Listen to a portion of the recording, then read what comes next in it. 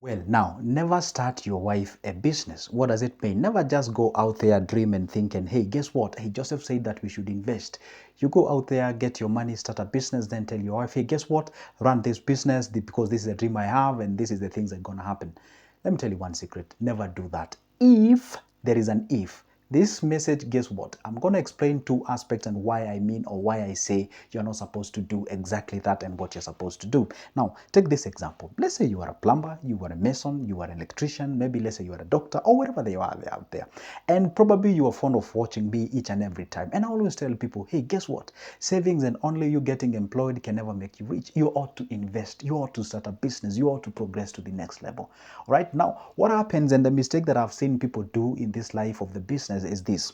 You find somebody, maybe let's say the guy is an electrician, okay? Then that means that the guy understands much about the electricals and everything related to electricity. So what does it happen? The guy is a hard worker. He happens to get a good cash, get good gigs, and he has some couple of hundreds of thousands. And then, do you know what he thinks? And like, okay, fine. Joseph say that we should invest and probably invest on the areas that we understand.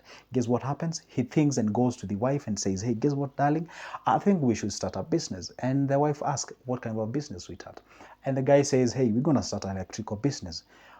Okay, fine, no problem. Because you're the husband and you ought to be listened. Okay, fine, that's an African society. So you go get your money, you go tell your wife, look for a place where we can be able to start the business. And because she loves you and you love her, and you guys, you should love each other anyway, then she gets you a place and she tells you, I've gotten a place. No, what do? You go buy the things. She knows nothing about electricity. So you buy everything and put it in your shop and you tell her, hey, guess what? Because you're the arguably only person whom I can trust, so be running this business. Then you put her there, and then you're thinking, because I'm gonna be on the field doing the job, running the day, and she's gonna be at the business, and she's gonna run the day on the other side. So you go home with good hopes. All right. Now, what happens after some time? You realize the business is crumbling down. Or maybe let's say you just start a business, let's say a shop. It's you who have thought of starting a shop. And I don't know why most of the people who are married tend to start the shops.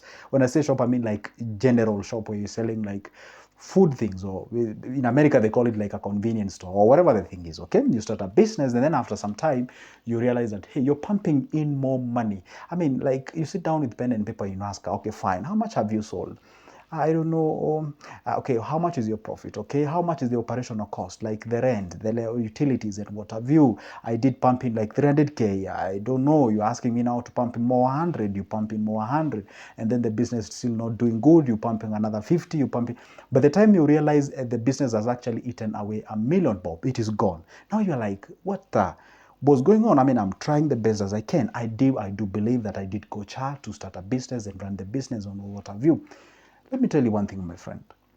There is a difference between you believing and thinking that you can be able to start a business and let somebody run, or you having the business mind, or having that idea, or having that vision, and somebody actually, can you imagine this? It's like you dreaming somewhere. Let's say you are the Wright brothers. These are the guys who invented the aeroplane, all right? They were just somewhere. They had the concept that they can build something that can fly and carry people from one place to the other. Obviously, at that particular point, sounds like a weird kind of a reasoning, right? You can just imagine. You see, aeroplanes were invented in around 1920 or 1921. You can imagine selling that idea in 1918. So people will be like, what? Are you out of your mind? Like something that can just carry people on the air, like a bird, like something? Probably guys are gonna laugh at you. And can you just imagine this? At that particular point, you get the idea, and then instead of you doing the thing, you tell somebody, okay, I'm thinking you can do this. It's like you're out there, controlling the thing from afar. This is what happens when it comes to business. This is the mistake that people make. You go with a business and you go propose a business to your partner. You say, this is what I want you to do. You've never consulted about them, whether they are good at businesses. You've never even asked them whether they ever started a business. They have a problem with them managing the little money that you're giving them for kukula and kukunywa, meaning like keeping up the day-to-day activities. But you're actually going to entrust them with 2 million, 1 million, 100,000, 50,000, whichever the amount of money that is out there. Obviously, way above that what usually, live back home for the purposes of eating and what have you. So who tells you by default of her being a wife, she can actually go ahead and run a successful business? That's where you're getting it wrong. What you're supposed to do is that sit down, and this is what I always tell people before you actually get on board. Learn to ask the real questions.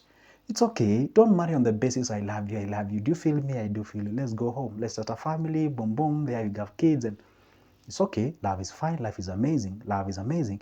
But the point is, you're going to realize as you grow, like we have other parameters that consider or actually plays a very vital role in a relationship, like the finance.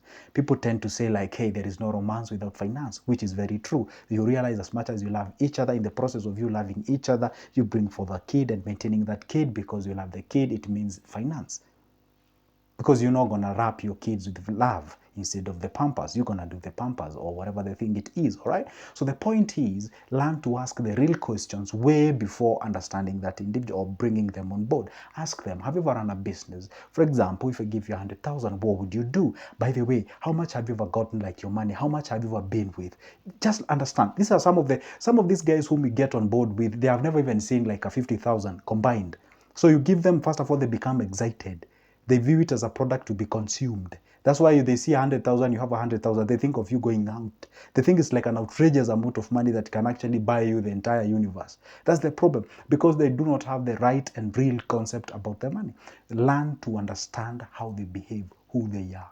Sometimes I tell people, you would rather open a business, employ somebody, separate the issue to do with the home and the businesses. Otherwise, I've been approached by very many people telling me, hey, you know what, Joseph, I started a business. I started my offer business. I did this. I've been pumping in more money. I don't know what's going on. I don't know whether the problem is me or how, the business or the location or what have you. When we sit down with them, we talk, we look at those balance sheets, we realize, hey, the problem is actually emanating from the personality of the individual whom they didn't trust with the business.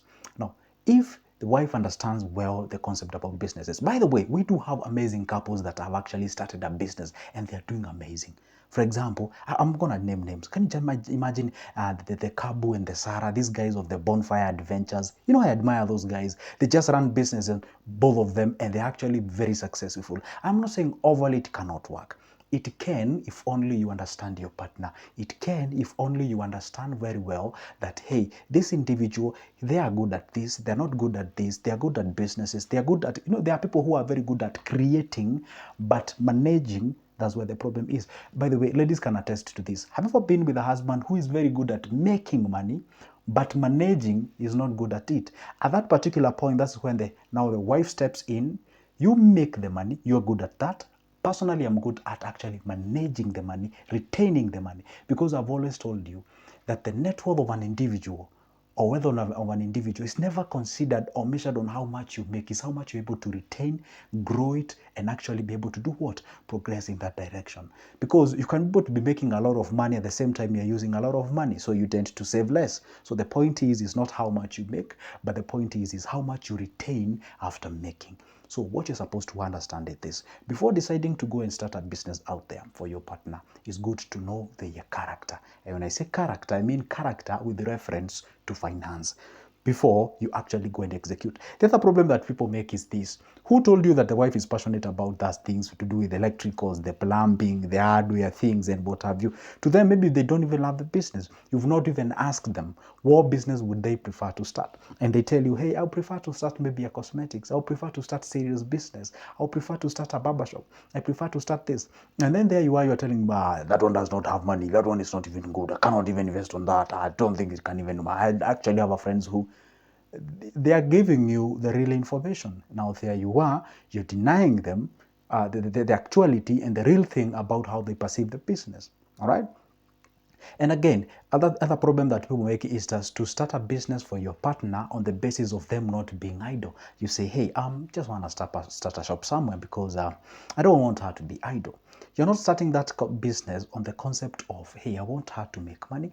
I want her to be an helper on that end. She'll be able to make as much as she can on the other hand, so that at least by the time now we combine this effort, we are able to do 1, 2, 3, 4, and you get what I'm saying? But just having this sort of a conclusive mentality, like I'm just starting a business for the sake of starting, that's not the real thing. The real thing is this: sit them down, Ask them, what are you good at? What business can you be able to start? And by the way, have you ever started a business? And by the way, have you ever sold anything? Have you ever been to a business? Have you ever bought something and you've sold and make something out of that? If they tell you yes, then it means that they have the potential of becoming entrepreneurs.